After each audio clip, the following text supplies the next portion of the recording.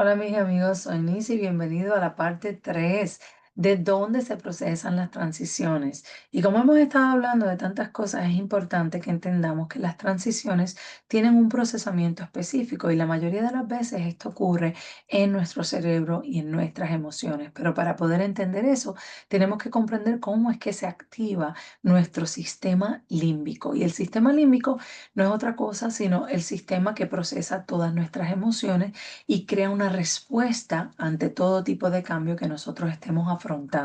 Esto puede generar ansiedad, puede generar amenaza, puede generar muchísimo estrés y conflicto, creando muchísimo miedo ante la incertidumbre de alguno de estos cambios.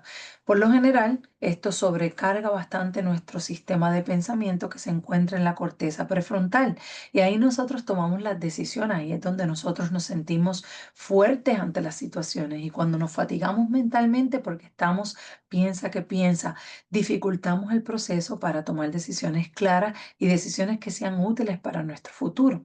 Atravesamos lo que se llama una desregulación neuroquímica, donde todas las hormonas o los neurotransmisores que necesitamos para funcionar bien comienzan a dispararse en cantidades altísimas o a veces puede haber una reducción de ello, creando que la serotonina, la dopamina, el cortisol se eleven en nuestro cuerpo provocando tristeza, irritabilidad, insomnio y hasta a veces síntomas depresivos, así sea la transición una positiva. Y cuando hablo de una transición positiva, me refiero a que hay transiciones que son muy buenas en nuestra vida. Por ejemplo, el matrimonio o el cambiar de un trabajo. A veces estas cosas son cosas maravillosas, pero no quiere decir que tienen un impacto minimizado porque sean buenas, sino que a veces la incertidumbre, el miedo que nos produce entrar en una nueva etapa y en un cambio en el que no estamos quizás preparados para manejar, puede generar este tipo de cosas de la misma manera que un cambio que haya sido negativo como la pérdida de un familiar o una mudanza o la pérdida de un trabajo.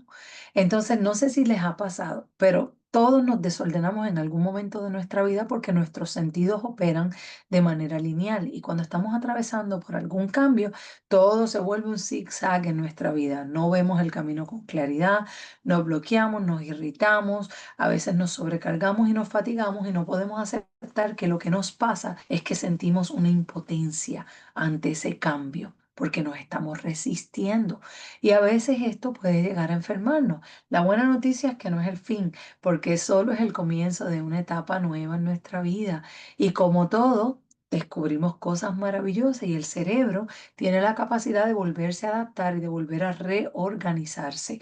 Por medio de estos cambios, nosotros estamos creando nuevas conexiones, estamos volviendo a conectar con cosas diferentes y nuevas y muchas de ellas las tenemos que volver a aprender porque quizás las tenemos que desaprender del pasado, maybe no era así como las necesitábamos. A veces tenemos que reconfigurar quiénes somos dentro del proceso porque la identidad se puede ver afectada en un cambio. Yo conozco muchísimas personas que atravesando la menopausia o la andropausia han sentido que ya no conectan con la vida de alguna manera. Y estos son cambios que parecen ser naturales por su origen, por su naturaleza. Sin embargo, pueden llegar a romper la identidad de un ser humano lo suficiente al punto que no se reconozca. También es importante que cuestionemos todo tipo de pensamientos que tengamos porque no todos los pensamientos que tenemos son saludables cuando estamos trabajando dentro de una transición.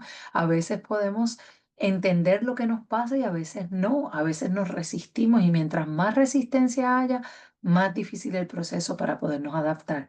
Podemos volver a construir una historia nueva en nuestra vida que nos permita abrazar esta nueva etapa, pero lo tenemos que hacer desde el aprendizaje, lo tenemos que hacer desde el sentirnos bien con quienes somos y del el abrazar estas nuevas etapas que llegan a nuestra vida como algo positivo, como algo bueno que nos va a impulsar a crecer hacia adelante. Así que sígueme para la parte 4 de aprendiendo a trabajar con las transiciones.